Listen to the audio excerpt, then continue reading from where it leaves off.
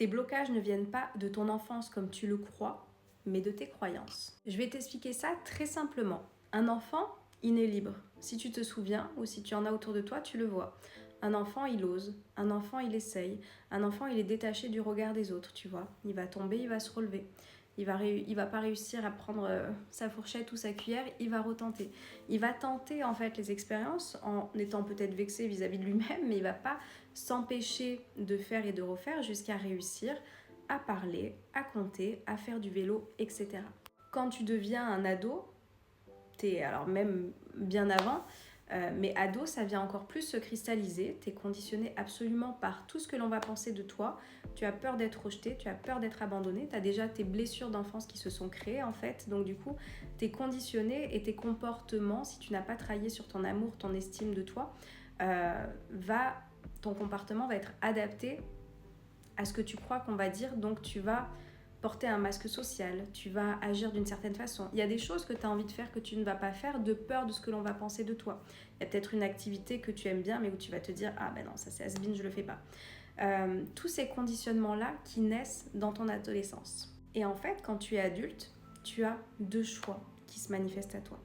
Le premier, c'est de rester avec tes barrières mentales que tu as pu avoir justement dans ce début d'enfance, dans cette adolescence, et que tu continues à porter en tant qu'adulte, parce qu'il y a des adultes qui sont aujourd'hui dans ce manque de confiance, dans ce manque d'estime, et qui n'osent pas faire des activités, qui n'osent pas dire des choses, qui n'osent pas se comporter d'une certaine façon, de peur d'être rejeté, de peur... En fait, les problématiques, elles reviennent toujours, c'est ce que je veux te faire comprendre. Que tu étais ado, que tu étais enfant, ou que tu sois aujourd'hui cet adulte, les problématiques, elles reviennent constamment.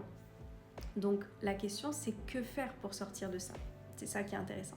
La chose à faire, ça va être de faire ce travail de reconstruction parce qu'en fait, avec toutes tes pensées que tu as répétées, tu t'es plutôt détruit. Tu as été dans ta destruction, je vais y arriver, mentale, où tu es venu peut-être te dénigrer, tu es peut-être venu te rabaisser, tu es venu ne pas croire en toi.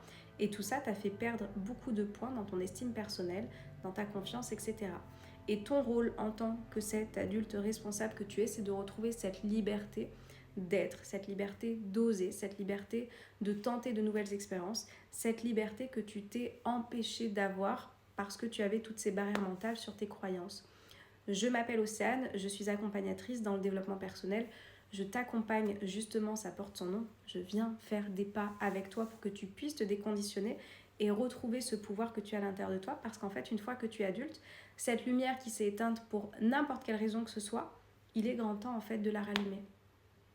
Voilà. Et ça, il n'y a que toi qui peux le faire parce que les histoires du passé, tu ne peux pas les changer. Par contre, ton comportement aujourd'hui qui va faire que tu vas rayonner, que tu vas briller, que tu vas t'aimer de nouveau, c'est à toi de faire ce taf-là. Et si ça te paraît compliqué de le faire, je t'accompagne, je te montre le chemin, je te donne les clés. Si ça t'intéresse, tu peux me suivre. Mets-moi un petit j'aime, un petit commentaire pour me dire si ça te parle et on se retrouve dans la bio où tu veux pour aller plus loin si ça t'intéresse.